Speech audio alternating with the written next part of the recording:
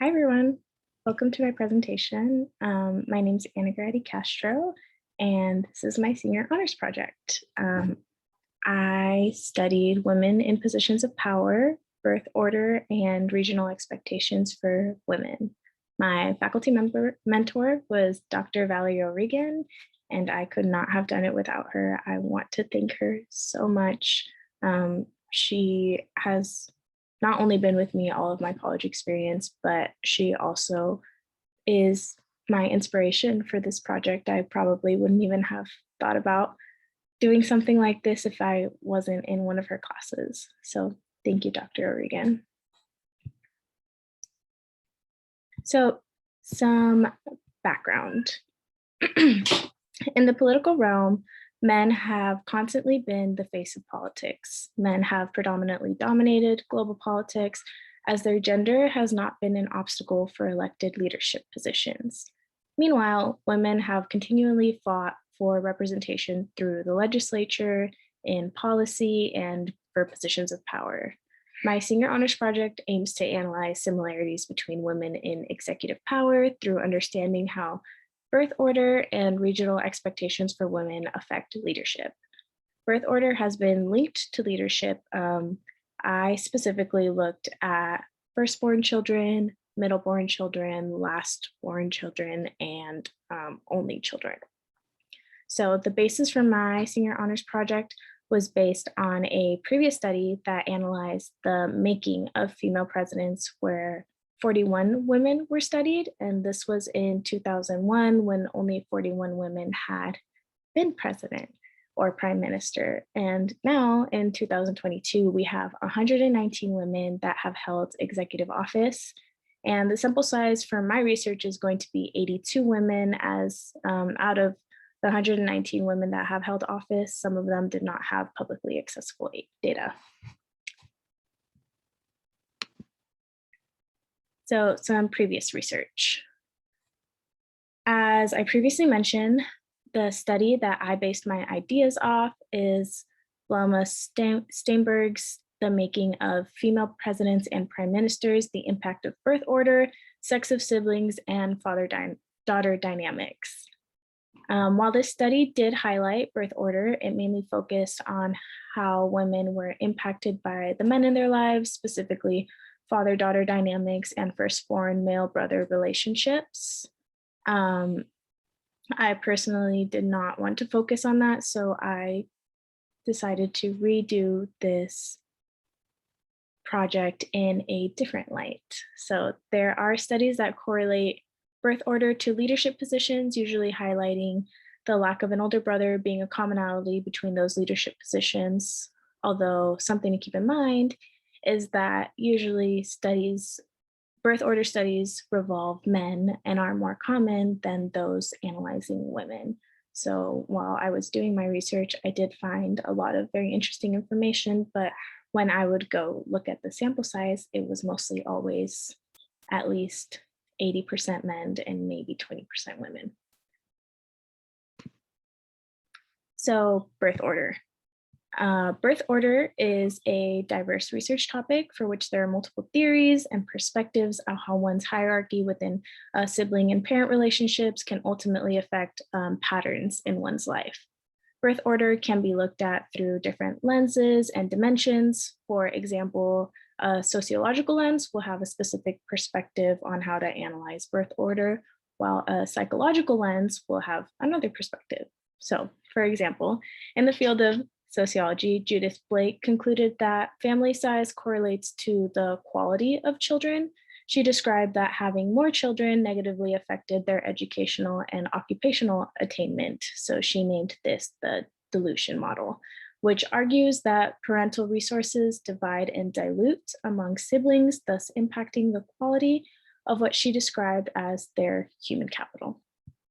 Another model, which was formed through a psychological lens, is named the confluence model, which describes the electoral growth of individual members of a family as being interdependent on its composition, both in terms of spacing and size, concluding that intellectual performance decreases with birth order and family size, basically meaning that the oldest children are the more intelligent ones, and the larger the family, their intellectual performance decreases. So while evaluating most of the biographies that I did in my research, most of the women had to work really hard and came from very difficult and diverse backgrounds in order to achieve their positions. So my findings demonstrate that there's a variety in birth order, as you can see from the pie charts, among the women in executive positions. So birth order research offers two different perspectives linking birth order to political leadership. These perspectives highlight a child's position within the family system. Now, the two perspectives split when they describe the family system. So the family system can be split into two different units, one made up of the interactions between parents and children, and the other made up of interactions among siblings.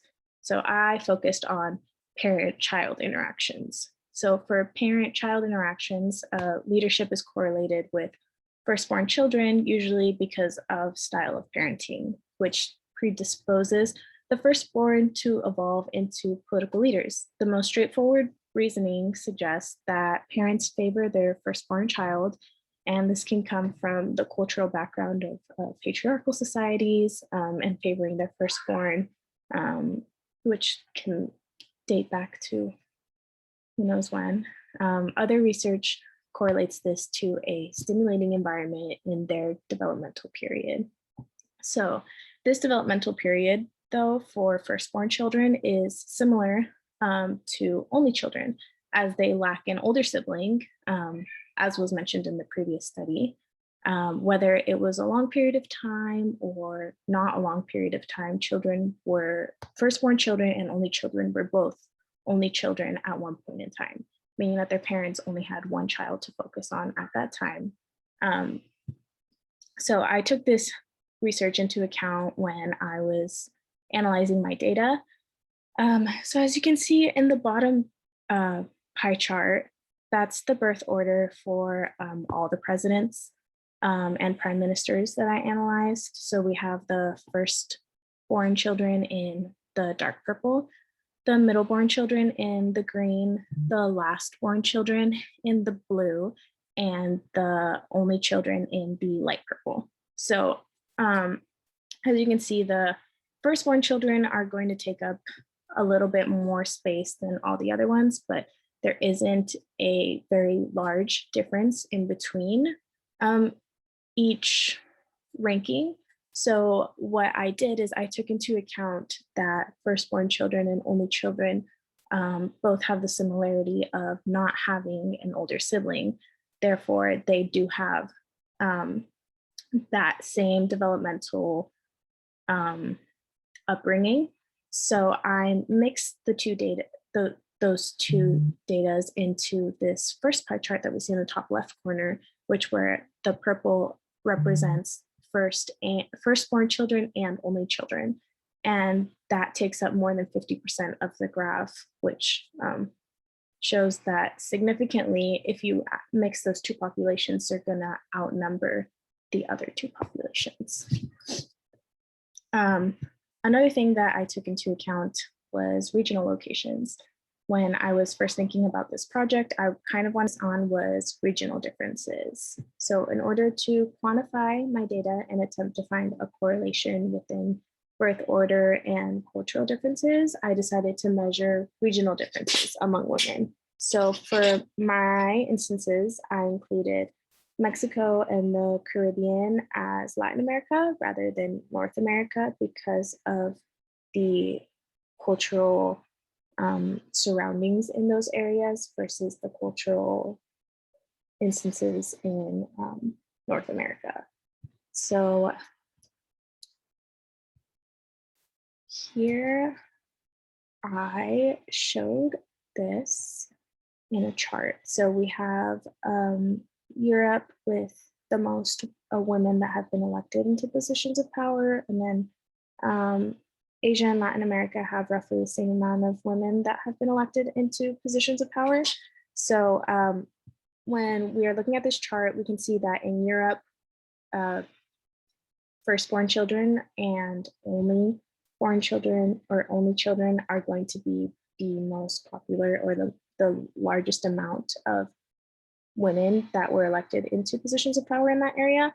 And then if we were to add for the Asian demographic as well, the firstborn and the only born children, we would also get a larger number versus for Australia, North America, and Africa, there aren't many women elected into positions of power in terms of numbers because of, for example, in Australia, although New Zealand has elected 3 women into their executive positions, they don't have a large number of countries in that area. So, yeah.